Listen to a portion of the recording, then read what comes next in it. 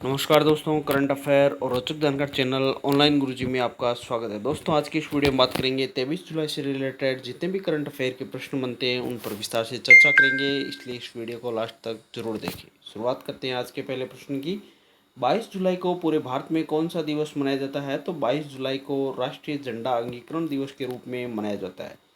22 जुलाई को पूरे भारत में राष्ट्रीय झंडा अंगीकरण दिवस के रूप में मनाया जाता है, क्योंकि 22 जुलाई 1947 को राष्ट्रीय ध्वज तिरंगे को भारत के संविधान द्वारा अपनाया गया था। अगला प्रश्न है, कौन सा ऑलराउंडर क्रिकेट खिलाड़ी दुनिया का नंबर 1 टेस्ट ऑलराउंडर खिलाड़ी बन गया है? तो बेन स्टोक्स दुनिया का सबसे बेस्ट टेस्ट ऑलराउंडर खिलाड़ी भी बन गया है। हाल ही में वेस्टइंडीज के खिलाफ बेहतर प्रदर्शन की वजह से बेन स्टोक्स दुनिया के नंबर 1 टेस्ट ऑलराउंडर खिलाड़ी बन गए। 29 वर्षीय बेन स्टोक्स अब बल्लेबाजी रैंकिंग में कैरियर की सर्वश्रेष्ठ तीसरी पोजीशन में पहुंच गए।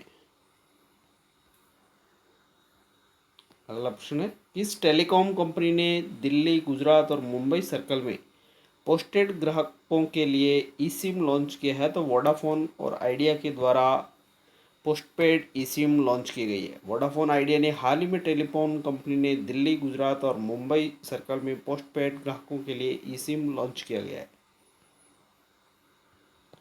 जिसके तहत वोडाफोन आइडिया के ग्राहक इंटीग्रेटेड सिम चिप के जरिए नेटवर्क को एक्सेस कर सकेंगे। अगला प्रश्न है, आईसीसी ने किस देश में होने वाले टी20 विश्व कप को कोरोना की वजह से स्थगित कर दिया है? तो ऑस्ट्रेलिया में होने वाले टी20 वर्ल्ड कप को कोरोना की वजह से स्थगित कर दिया गया है।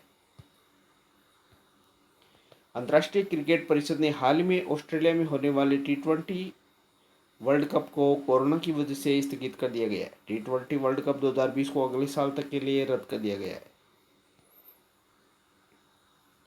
अगला प्रश्न, किस राज्य सरकार ने अनुसूचित जातियों के लिए नवीन रोजगार छतरी योजना शुरू की है? तो उत्तर प्रदेश सरकार के द्वारा नवीन रोजगार छतरी योजना शुरू की गई है। उत्तर प्रदेश की राजधानी लखनऊ है। उत्तर प्रदेश के मुख्यमंत्री योगी आदित्यनाथ है। उत्तर प्रदेश के राज्यपाल आनंदीबेन पटेल है। अगला महत्वपूर्ण सवाल है, वन स्टॉप शॉप योजना किस राज्य ने शुरू की है? तो वन स्टॉप शॉप योजना राजस्थान सरकार के द्वारा प्रारंभ की गई है। फास्ट ट्रैक निवेश और क्षमता विस्तार प्रस्ताव प्रदान करने के लिए राजस्थान राज्य मंत्रिमंडल ने वन स्टॉप शॉप योजना शुरू करने के लिए अपनी स्वीकृति प्रदान की है। इसे ओएसएस के रूप में भी जाना जाता है। इससे पहले इस योजना को सिंगल विंडो क्लियरेंस सिस्टम के रूप में भी जाना जाता था। ये योजना उन उद्योगों को पुनर्जीवित करने में मदद करेगी जो कोविड-19 महामारी की चपेट में है। योजना के अनुसार उद्यमियों को वन स्टॉप शॉप योजना के तहत 98 प्रकार की निकासी दी जाएगी यदि वह 10 करोड़ रुपए का निवेश करता है। राज्य उद्योग विभाग का bureau of investment promotion BIP मंजूरी प्रदान करेगा। अगला प्रश्न है, हाल ही में किसने छात्रों के लिए मनोदर्पण पहल का शुभारंभ किया है? तो रमेश पोखरियाल निशंक, जो कि मानव संसाधन विकास मंत्री है, उनके द्वारा छात्रों के लिए मनोदर्पण पहल का शुभारंभ किया गया है। केंद्रीय मानव संसाधन विकास मंत्री श्री रमेश पोखरियाल निशंक के द्वारा मनोदर्पण पहल की शुरुआत की गई है। मनोदर्पण मानव संसाधन विकास मंत्रालय द्वारा छात्रों के मानसिक स्वास्थ्य की देखभाल के लिए शुरू की गई एक नवीन पहल है। यह पहल कोविड-19 के दौरान और उसके बाद छात्रों को मानसिक स्वास्थ्य और कल्याण के लिए मनोसामाजिक सहायता प्रदान करने वाली गतिविधियों की एक विस्तृत श्रृंखला को कवर करेगी। अगला महत्वपूर्ण सवाल है, हाल ही में द एड गेम नामक उपन्यास किसके द्वारा लिखा गया है? तो हुसैन जैदी के द्वारा द एड गेम नामक उपन्यास लिखा गया है। अपराध लेखक, crime writer M Hussain Zaidi ने एक नया उपन्यास द एड गेम लिखा है जो राजनीति, विश्वासघात और अकल्पनीय आतंक पर आधारित है। पुस्तक को हार्पर कॉलिन्स इंडिया के द्वारा प्रकाशित किया गया है। अगला प्रश्न, किस देश ने सोशल मीडिया के लिए मुफ्त इंटरनेट सेवाओं पर प्रतिबंध लगा दिया है? तो बांग्लादेश के द्वारा सोशल मीडिया के लिए मुफ्त इंटरनेट सेवाओं पर प्रतिबंध लगा दिया है। बांग्लादेश दूरसंचार नियामक आयोग ने दूरसंचार कंपनियों को सोशल मीडिया तक पहुंचने के लिए अपने ग्राहकों को मुफ्त इंटरनेट सेवाएं बंद करने का निर्देश दिया है। नियामक प्राधिकरण ने कहा है कि यह कंपनियों के बीच अस्वस्थ प्रतिस्पर्धा को जन्म देता है।